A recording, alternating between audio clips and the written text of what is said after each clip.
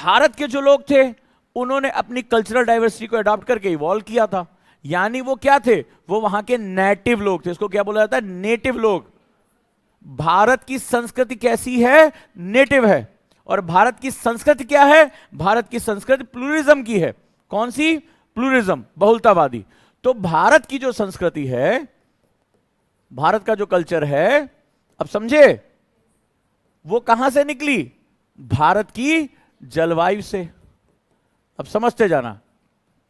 Climate of India, Bharat की जलवायु कैसी है? विविध, डाइवर्स है। तो भारत की जब जलवायु विविध है तो भारत की संस्कृति कैसी होगी? विविध होगी। तो विविध का मतलब क्या है भाई? हमारे पास टेम्परेट जलवायु भी है जो यूरोप में पाई जाती है। शिवालिक से ऊपर पड़ जाओ, जहां मसूरी में ट्रेनिंग करने जाओगे वहां तुम्हें ठंडा मिलेगा, तो टेम्परेट क्लाइमेट है। वहां के पेड़ पौधे ऐसे नहीं होंगे। जैसे तुम देहरादून से ऊपर की तरफ जाओगे 30 किलोमीटर के अंतर में जलवायु बदल जाएगी। अचानक से कनीफेरस फॉरेस्ट, शंकुधारी वृक्ष मिल जाएंगे ऐसे ऐसे करके, जो कहां पाए जाते हैं? यूरोप में पाए जाते हैं। रेगिस्तान की तरफ जाओगे तो तुम्हें कैक्टस मिल जाएगा, कीकर, बबूल मिल जाएगा, ठीक है, ज़ेरोफाइट्स मिल जाएंगे तुम्हें। मुख्य भारत में आओगे ये पत्तियां गिर जाएंगी भी एक मौसम में, पर्णपाती वृक्ष होंगे, इसमें भी बहुत विविधता। आम, जामुन, तमाम तरह के वृक्षों से, शीशम, साल, सागौन। तराई में जाओगे तो ऐसे वृक्ष पाए जाएंगे जिनकी इमारती वैल्यू बहुत ज्यादा है। यहां से लेकर म्यांमार, इरावदी नदी के किनारे तक साल, सागौन, कहते हैं कि इसके बारे में कहा जाता है 100 साल खड़ा 100 साल पड़ा। इसकी कहावत कही जाती है। इसकी लकड़ी सड़ती नहीं है। सबसे दुनिया में सबसे बेशकीमती लकड़ी मानी जाती है, टीक वुड कहते हैं इसको। साल की लकड़ी, सागौन की लकड़ी, 100 साल खड़ा यानी ये वृक्ष 100 साल तक रहता है, 100 साल पड़ा यानी कटने के बाद भी 100 साल तक सड़ता नहीं है। भारत में फैला हुआ है तराई रीजन में, यहां से लेकर नेपाल, म्यांमार तक पूरा पूरा ये विस्तार है। फिर चले गए मैंग्रोव वन, चंदन की लकड़ी, जहां उष्णता पाई जाती है, और खजानों के मामले में मसाले जिन्होंने उनको अपनाया। तो ये भारत की विविधता है। तो भारत की संस्कृति विविध है। लेकिन ये जो संस्कृति है, अब एक शब्द सुनना, हमने बचपन से सुना है, इंडिया की डाइवर्सिटी यूनिटी। समझो इस बात को, ये नेटिव है। क्या है? नेटिव। नेटिव मतलब यथा स्थाने, इसको बोलते हैं इन सीटू, यथा स्थाने, अर्थात यह संस्कृति इसी स्थान से निकली है। यानी यहीं की भारत की जलवायु भी भारत की संस्कृति की जननी है। अर्थात ये इसी मिट्टी में, इसी जलवायु में पल्लवित हुई है। और जब इसी जलवायु में पल्लवित होती है तो क्या होता है? ये यहां के गुणों को एक्सेप्ट कर लेती है। तो हमारी जो नेटिव संस्कृति है वो स्वीकार्यता की है, एक्सेप्टेंस की है, स्वीकार्यता की है। स्वीकार्यता बहुत बड़ी धारणा होती है। जैसे भाई साहब खिसकिए, खिसक गए, लेकिन जैसे मौका मिला थोड़ा सा पसर गए, जैसे मौका मिला ये इधर उधर जरा सा हिले, सीट पे बैठ गए गप से। तो ये क्या होता है? टॉलरेंस होता है, मतलब किसी दबाव में ही आप स्वीकार करते हैं। लेकिन एक्सेप्टेंस क्या होता है? एक्सेप्टेंस दिल से स्वीकार करना होता है। स्वीकार करना मतलब तुम्हारे समस्त भेदों के बावजूद भी, डिफरेंसेस के बाद भी मैं तुम्हें स्वीकार करता हूं। तो ये भारत की सबसे खास बात है। अब नेटिव क्या करता है? अपनी संस्कृति पे दावा करता है। यानी कि अगर हम मल्टीकल्चरल, बहुसांस्कृतिक समाज की बात करें, मल्टीकल्चरल, तो दावा किसका बनता है? जो मानव के मूल्यों की बात करें, मल्टीकल्चरल सोसाइटी की बात करें, दावा किसका बन रहा है पूरी दुनिया में? हमारा बन रहा है। साजिश समझ लो। अब जैसे यूरोप की बात करें तो पहली बात लड़ाई तो इन्होंने हमारे यहां से शुरू कर दी। जर्मन ने कहा हम यहूदियों से स्टार्ट, अभी देखो कल पिछली क्लास में हुआ। फिर ये अलग अलग हैं, ठीक है, ग्रीक, रोमन, ये सब आपस में लड़ रहे हैं। ये सब अपना बोरिया बिस्तर उठा रहे हैं और एक नए क्लाइमेट में जा रहे हैं। चाहे यहां चले जाएं, चाहे ऑस्ट्रेलिया चले जाएं। मान लो यूएस चले गए, अमेरिका चले गए, यहां गए और यहां के जो नेटिव लोग थे उनको मारा, निपटा दिया। जो ऑस्ट्रेलिया के नेटिव लोग थे उनको मारा और निपटा दिया। उनके साथ ही उनकी संस्कृति को बुरिया बिस्तर पैक कर दिया। तो ये चूंकि खुद भी विविध हैं, खुद भी बहुत विविध हैं, और ये आपस में हमेशा संघर्षरत रहे। कभी इनकी कहानियां पढ़ना, ठीक है, तो ये आपस में हमेशा जो है स्ट्रगल करते रहे। और दोनों वर्ल्ड वॉर हमने थोड़े दिए।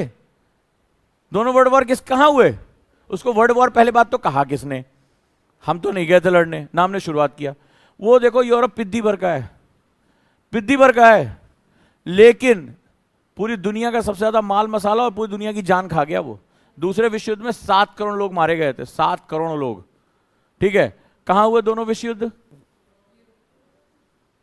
गुजरात में हुए थे। कहां हुए थे? यूरोप में हुए थे। ये पिद्दी भर का है, 2 वर्ल्ड वॉर दे चुका है, और इससे पहले जाने कितनी लड़ाइयां ये लड़ चुका है। ठीक है, तो जब ये गए तो क्या ये अपना दावा कर सकते हैं इस संस्कृत के हमें? लेकिन करना तो है इन्हें, क्योंकि दुनिया में अपनी सुप्रीमेसी स्थापित करनी है। अब साजिश समझो, क्योंकि ये बाहर से आए, ये कहीं और से पूरा अटलांटिक क्रॉस करके, हिंद महासागर क्रॉस करके ये अलग अलग गए, अफ्रीका गए, गुलाम खरीदे, लाके बसाया, कहीं यहां कुछ खेती की, ऑस्ट्रेलिया में गन्ने की खेती इन गुलामों से कराई इन्होंने। तो ये अब इन्हें प्रूव करना था कि ये, अब कोई भी अगर सोचने वाला व्यक्ति होता, बोला तुम यहाँ नेटिव नहीं हो, तुम इस क्लाइमेट की जननी हो नहीं, तो तुम कभी भी जो क्लाइमेट से पैदा होगा वो एक्सेप्ट करेगा।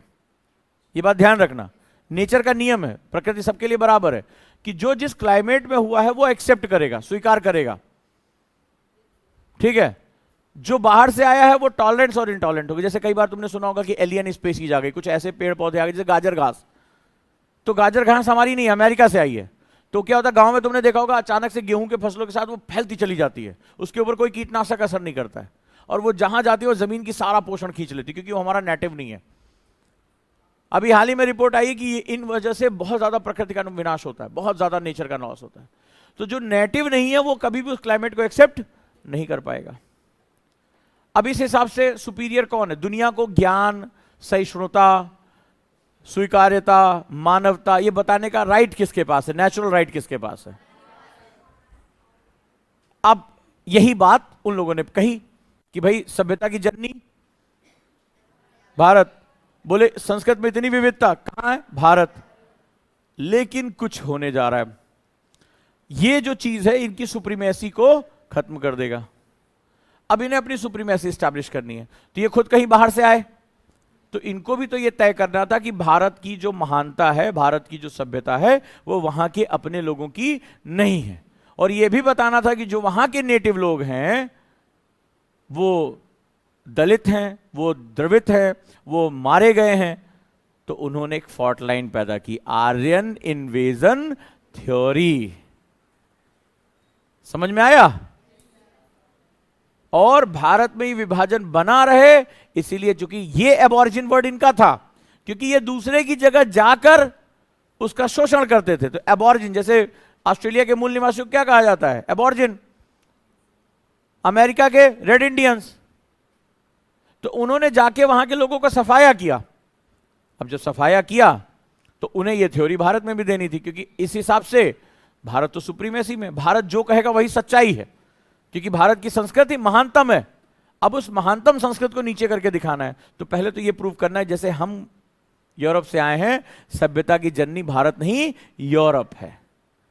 और उन्होंने क्या कहा कि कैसे आर्य नाम के लोग यहां से चलकर भारत आए, और क्या किया, वहां के जो मूल निवासी थे द्रविड़, किस तरह से उनको दबाया, कुचला, और देखो आज उनके साथ ऐसा कर रहे हैं। और ये सब कुछ पिछले 300-400 सालों के अंदर गेम खेला गया। समझ में आया? चलो इसको और अच्छी तरीके से समझते हैं। तो हमने यहां तक देखा था, अभी तक ऐसा लग रहा था कि हाय बस सिर्फ भारत ही भारत है। अब तुम्हें सब कुछ उल्टा पुल्टा कैसे हुआ एंडोलॉजी में, इसके बारे में आज हम बात करते हैं। तो यहां तक तो हो गया था, क्लियर है? अब हल्का सा क्विक चलते हैं। तो इतिहास की साजिश में ये उन्होंने पहले तय कर लिया था कि भारत को इस तरह से विभाजित कर देंगे, मुगलिस्तान, दलिस्तान, द्रविड़स्तान। ठीक है, भारत को भारत नहीं रहने देंगे। तो अब हम तुमसे एक छोटी सी बारे में, एक सेगमेंट में बात करते हैं। पहले इसको लिखो, स्टडी ऑफ इंडिया। इन्होंने भारत का अध्ययन कैसे करना शुरू किया, लिखो इसको। राजीव मल्होत्रा ने इसको बहुत अच्छी तरीके से समझाया है, और भी कई रिसोर्सेज मैंने यूज किए हैं, उसके बारे में समझते, क्योंकि ये सब भारत के साहित्य से गायब है। तो पहला जो है स्टडी ऑफ इंडिया, यानी भारत का जब अध्ययन करने की बात आई तो दो तरीके से। मैंने रोमांटिसिज्म बताया था, वो लोग जो अभी ऑर्थोडॉक्सी से बाहर थे, रूढ़िवादिता से बाहर थे, तो वो अभी भी भारत के बारे में अच्छा अच्छा लिख रहे थे। तो पहली ब्रांच थी यूरोपियन रोमांटिसिज्म की, लिखो, यूरोप का रोमांटिकवाद। ठीक है, स्वच्छंदता, वो मुक्त होकर लिखना चाहते थे, तो जो दिख रहा था वो लिख रहे थे, और जो दिख रहा था वो बेस्ट था, तो वो प्रो इंडिया थे। लिखो, भारत की तरफ लिखते थे। उनके हिसाब से क्या था? हार्बिंगर ऑफ सिविलाइजेशन, यानी भारत सभ्यताओं की बंदरगाह था, सभ्यताओं की केंद्र था, वो भारत सभ्यताओं का केंद्र था। एंटीडेट्स जूडो क्रिश्चियन सिविलाइजेशन, यानी यह यहूदी क्रिश्चियन सभ्यता से पहले का था। पर फिर कुछ हुआ जहां पर यूरोप ने यू टर्न ले लिया और भारत की तारीफ करने की बजाय भारत को नीचा दिखाना था। European U turn from glorifying to demeaning India. देखो, यूरोपियन ने यू टर्न ले लिया, पलटी मार दी, और अब भारत की तारीफ करने की बजाय भारत की बुराई करने लगे।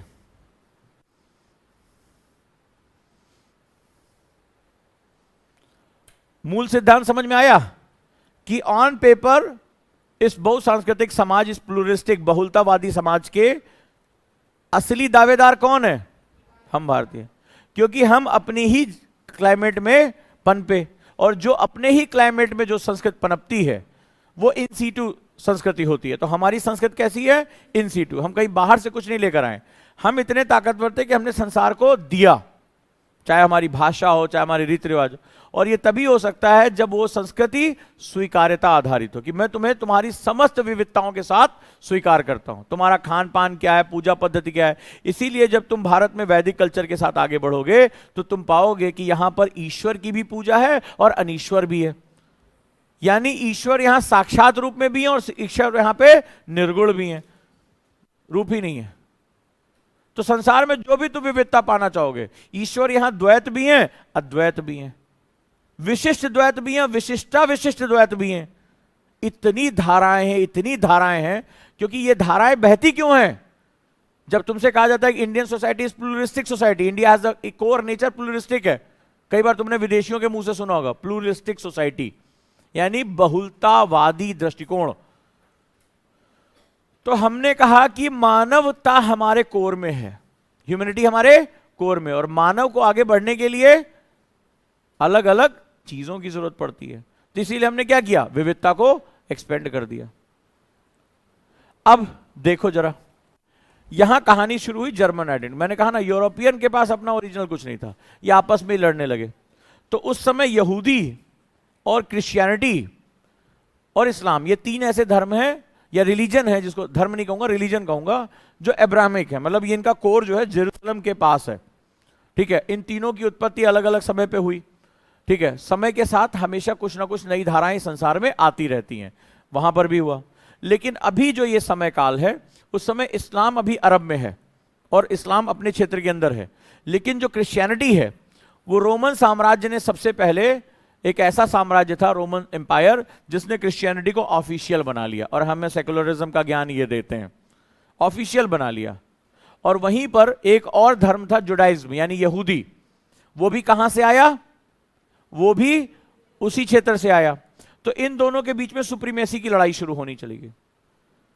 यहूदी किसी ना किसी कारण से ज्ञान, विज्ञान, अन्य क्षेत्रों में इनका साहित्य, जो हरबू भाषा थी, हिब्रू, और इनका जो साहित्य है वो बहुत ज्यादा आगे बढ़ गया। और क्रिश्चियनिटी को किसका बैकअप मिल गया? रोमन एम्पायर का। तो अब यह हुआ कि क्रिश्चियनिटी को हमें स्टैब्लिश करना है, पावरफुल बनाना है। देखो, रिलीजन की लड़ाई सबसे पहले किसने शुरू की? समझते जाना, यह लड़ाई थी कि क्रिश्चियन को प्योर शो करना है यहूदियों से। तो बोले अब कैसे प्योर शो करें? तो इसमें जर्मनी, मैंने थ्योरी दी थी ना, उसने क्या दिखा दिया? उसने कहा कि जो आर्य यानी नोबल, आर्य मतलब श्रेष्ठ, पवित्र, बहुत उच्च, वो जो लोग थे वही जर्मनी आए थे। लास्ट क्लास हुई थी हमारी शेलेगल की थ्योरी। भारतीयों को रेस यानी नस्ल के बारे में नहीं पता था, सबसे पहले रेस विज्ञान को यानी नस्ल विज्ञान को लाने वाले ये थे। इन्होंने कहा कि हमें जुडाइज्म से युद्ध लड़ना है, हमें यहूदियों से जीतना है, तो हमें शो करना पड़ेगा कि क्रिश्चियन ही सबसे प्योर नस्ल हैं। अभी तो और आगे बात बढ़ेगी, अभी तो और आगे बात बढ़ेगी, ठीक है।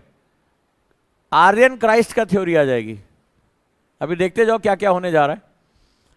तो सबसे पहले ये सेकुलरिज्म की बात करते हैं ना, सबसे पहले जो रिलीजन है उसको राज्य सत्ता के साथ जोड़ने वाले कौन थे? ये थे। और इनका कुछ और मकसद नहीं था, जर्मन का सिंपल सा मकसद था किसी तरह यूरोप में अपनी सुप्रीमेसी को स्थापित करना, यूरोप से जुडाइज्म को हटाना। तो इसने क्या किया, तो जर्मन आइडेंटिटी को, यानी जर्मन लोगों को आर्य सिद्धांत की आवश्यकता पड़ी। और यहां पर आर्य रेस, रेस मतलब प्योर ब्लड।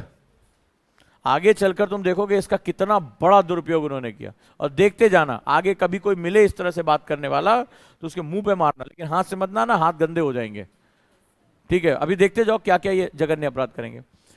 तो इन्होंने क्या किया, तो इससे क्या हुआ, एक कॉलोनियल आइडेंटिटीज हो गया, इंडोलॉजिस्ट।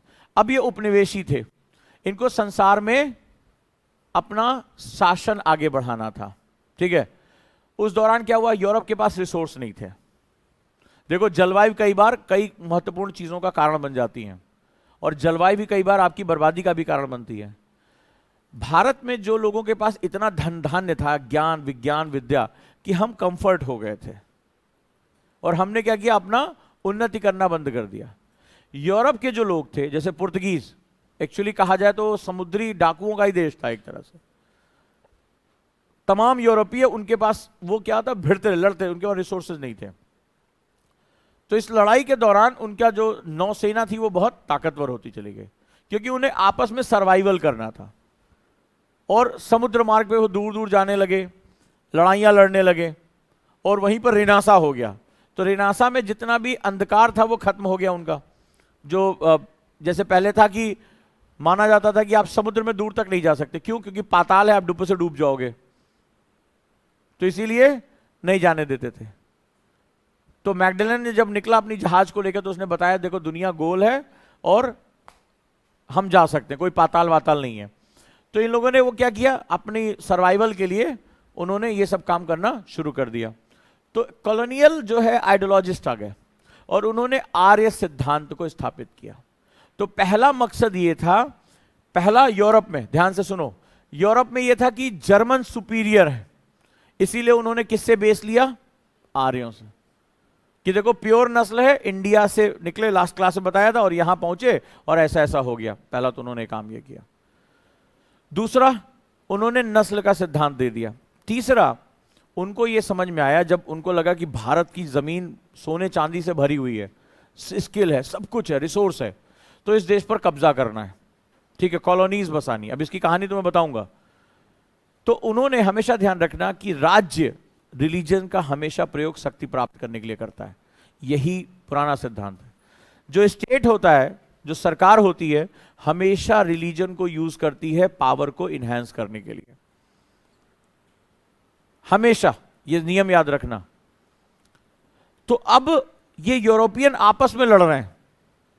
यहां की गवर्नमेंट की हालत है कि समुद्री लुटेरों से टैक्स लेती थी, ये स्थिति थी। इनके यूथ पायरेट्स बनने का सपना देखते थे, ऐसी हालत थी इनके पास, ठीक है। और ये बहुत ही, एक तरह से कहा जाए तो असभ्य रूप में ये रहा करते थे। अब इन्हें समझ में आया कि सुदूर एक देश है पूरब, भारत, चीन, जावा, सुमात्रा, मलय, यहां बेहिसाब दौलत है, बहुत कुछ है, यहां तक पहुंचा जाए। इसके लिए जरूरी था कि आपस की लड़ाइयां छोड़ी जाएं। रेनासा में यही इनको फायदा हुआ, और अब चलो किसकी तरफ चला जाए, पूरब की ओर कब्जा करने में चला जाए। इनको यह समझ में आ गया कि जहां की भाषा इतनी समृद्ध है, जहां के पास इतना ज्ञान विज्ञान उनके वेदों में है, इनकी किताबों में है, वो देश बहुत आगे है। तो इन्होंने जब यहां प्रवेश उन्होंने शुरू किया, तो शुरुआत में तो यहां आए तो मेस्मराइज हो गए, और इस थ्योरी का यूज करके उन्होंने जर्मन सुप्रीमेसी, यूरोपियन सुप्रीमेसी को एस्टैब्लिश करने की कोशिश की। लेकिन फिर इन्हें समझ में आया कि जहां का सोर्स इतना अच्छा है, उस सोर्स को ही क्यों ना पकड़ लो। तो सोने का अंडा देने वाली मुर्गी अंडा क्यों कलेक्ट करे, मुर्गी पकड़ लो सबसे पहले, बिल्कुल सिद्धांत ये किया। लेकिन इसको करने से पहले वहां के लोग रजिस्टर करा। अभी तुम्हें कुछ डॉक्यूमेंट्स दिखाऊंगा, मजेदार आए, इसी मैक्स मुलर के डॉक्यूमेंट दिखाऊंगा कि कितना भी करने के बाद वो भारत को अपने पैरों पे नहीं गिरा सकते, क्योंकि ये बहुत छोटी सभ्यता थे और वो भारत के लोग बहुत ऊंची सभ्यता। तो उन्होंने यहां एक बहुत बड़ा षड्यंत्र खेला। षड्यंत्र ये था कि इनको पहले प्रूव, अगर ये नेटिव हैं, यहीं के हैं, तो नो डाउट ये बहुत आगे हैं, ये हमें भी अपने अंदर स्वीकार कर लेंगे। इन्होंने सबको स्वीकार कर लिया, जो यहां आए, तुर्क आए, मुगल आए, सल्तनत आया, सब क्या हो गया, सब भारत का हिस्सा होते चले गए। सबको समाहित कर लिया भारत ने, सबको भारत ने समाहित कर लिया। बुद्ध आए, जैन आए, हूण आए, कुषाण आए, सबको क्या किया भारत ने, सबको शामिल करता चला गया। यही सनातन है, क्योंकि एक्सेप्टेंस की थ्योरी थी हमारी, एक्सेप्टेंस की थ्योरी थी। यही आचार्य चाणक्य ने अपने शिष्य की शादी हेलेना से करा दी। यह हमारी एक बड़ी खास बात रही है। अब आगे क्या हो रहा है, अब इन्हें प्रूव करना था कि अगर ये नेटिव लोग हैं और इतने सुसंस्कृत हैं तो फिर इन पे कब्जा करना बड़ा मुश्किल है, क्योंकि इन्होंने नेटिव लोगों को मारा। रेड इंडियंस के पास अपना कोई कल्चर नहीं था, एबॉर्जिन्स के पास नहीं था, अफ्रीकन के पास नहीं था, लेकिन भारत तो भारत था, वो महानतम था। उसने संसार की सारी विधाएं, सारी विद्याएं पैदा करके रख दी थी। तो इन्हें समझ में आया कि इस थ्योरी को इस तरह से नहीं पकड़ा जा सकता, इन्हें प्रूव करना पड़ेगा कि ये नेटिव नहीं है, सबसे पहले इस जलवायु के नहीं है, और जो इस जलवायु का उससे लड़ाना इनको, ताकि अपनी ऊर्जा को खत्म करें। तो आगे से उन्होंने क्या किया, केम फ्रॉम आउटसाइड इंडिया, इन्होंने आर्यन थ्योरी में स्थापित किया। अभी थोड़ी देर पहले आपने क्या पढ़ा था कि यूरोप की सभ्यता कहां पैदा हुई है, गंगा किनारे। अब क्या पढ़ने जा रहे हो, the Aryan came outside India. समझ में आया साजिश? नहीं तो ये बता ही नहीं पाते कि इनके ऊपर क्वेश्चन पूछा जाता कि तुमने जाके रेड इंडियंस को क्यों मारा। आज नहीं तो कल क्वेश्चन पूछा जाता तुमने एबॉर्जिन्स को क्यों मारा। तो उस किलिंग को, उस मानवता के खिलाफ अत्याचार को इन्होंने सही प्रूव करने के लिए पूरी दुनिया की सारी नदियों का ही रुख मोड़ दिया इन्होंने। नेक्स्ट लिखो, ब्रॉड सिविलाइजेशन टू इंडिया। क्या लिखा इन्होंने, पढ़ो जरा। कहते हैं यही आर्य भारत में सभ्यता लेकर आए, और कहां से आए, यूरोप से आए, और यूरोपियन ही सभ्यता का केंद्र। देख रहे हो कैसे इन्होंने इतनी बेशर्मी के साथ, बेशर्मी की इंतहा देखो जरा, और कोई लज्जा नहीं, कोई कुछ नहीं। लिखते हैं ब्रॉड सिविलाइजेशन टू इंडिया, और थोड़ी देर पहले क्या लिखा था तुमने,